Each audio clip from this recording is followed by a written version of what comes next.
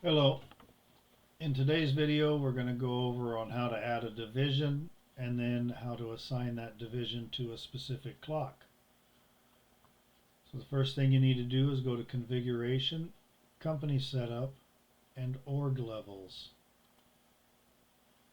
You'll find your division. Mine happens to be at level 1, so I click on level 1. These are my divisions over to the right. To add a new one, I click the plus. I give it a code,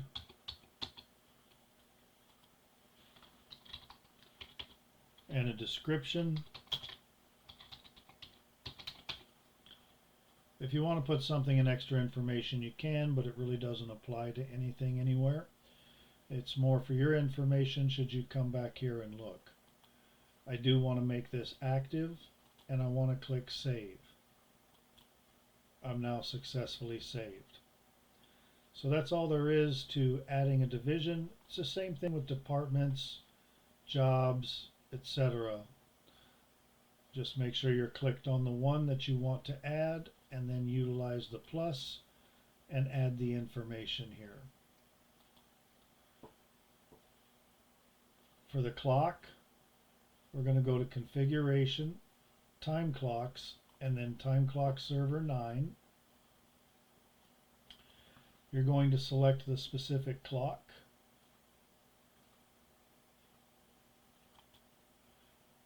And click on the Edit Properties. And then we want to go to Levels. And you see I've already got this one checked, and this is going to be the default level. If I wanted them to choose their own department, I would select none on the default level. I would put in something like select department and whatever the alternate or whatever the language that is or the text needed for Spanish, and then I would save that. For the division though, we've got the red X, which means it's not recording the division when people clock in. So we're going to go over to the right and click on the edit pin. We're going to select required. Now, if I left this at none, it would be up to the employee to select their specific division. But when we've got a clock at a specific location and we simply want that division attached to their punch, we need to come down, find our level, select it. We don't need to do the English or the Spanish because this is going to happen behind the scenes and the employee is not going to know about it. We select Save.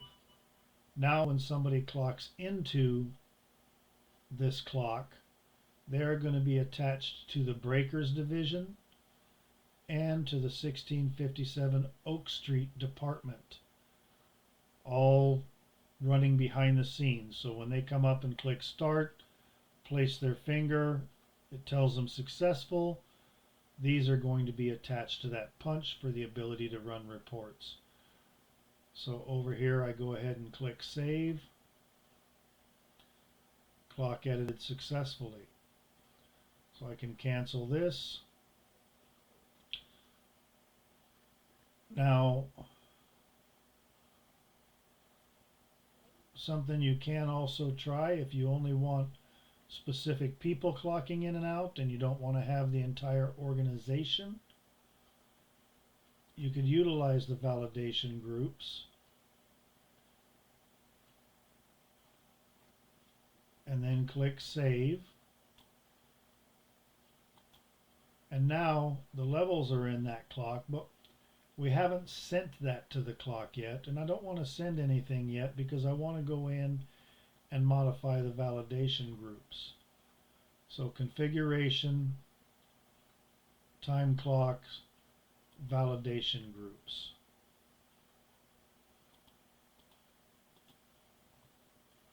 And that's not the right place for this clock.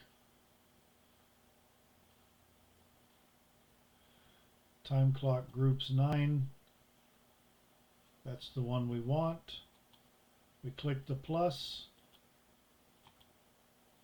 We choose our clock and save. And now we want to decide who can do that.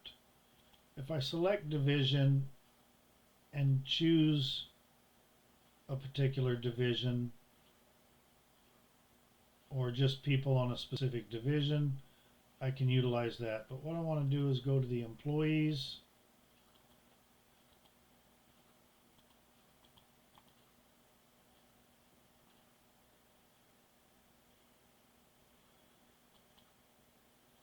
I'm going to search employees, and then I can come in and specify just these employees and save that. So there we go. We've got that in there. Similarly, I could click here, choose division, and then choose only the people that are assigned to, say, Berkeley position. Now, those are the employees where Berkeley is their home level. So if Jacobs doesn't have that in his home level, even though we've got him here, assigning that division is going to preclude him from clocking in. Normally, you're just going to use the employees to add that in, and then we want to save that.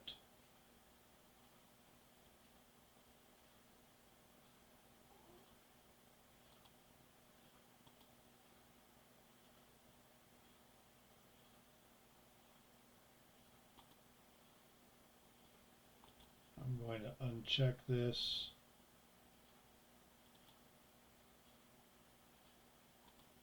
I'm going to actually delete this.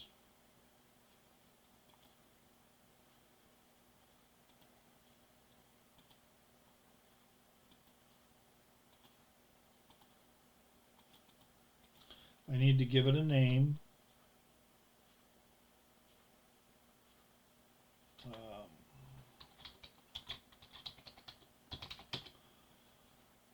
And then save this.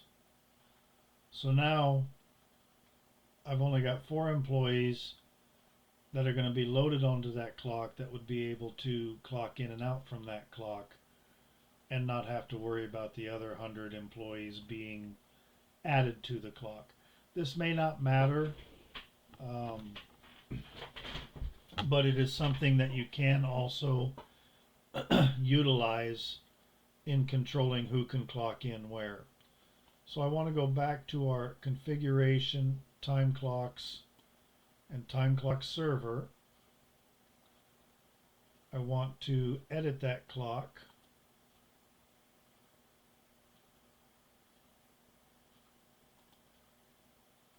And this is the one I've used. So now I want to send those changes to the clock. I need to press on schedule, and I'm going to send level codes, synchronize the templates, and send the clock setup. This one and this one are important in order to load that level in. If you don't have sync level codes, you click the plus, send level codes, active, immediate, and 1 minute is fine on here, but I need to have a minute in order to save it. I'm not going to do recurring because I don't need to keep updating this. Once I program this in, it's fine, so I click save. So now active, immediate, I'm going to send that setup. I'm going to synchronize the templates active immediately, but on the templates I do a recurring at 120 minutes, and that looks like this. I'm going to try to put this somewhere where when it does synchronize templates, it's not going to interfere with someone clocking in. But once I have these set to where I want, then I have to press save. Clock was edited. and within a few minutes it should go ahead and send those details across to the clock. If it's a brand new clock that you're just putting up, you do want them to go to the settings and then tap save to make the connection, and then what we've done will send across to them. So hopefully this helps.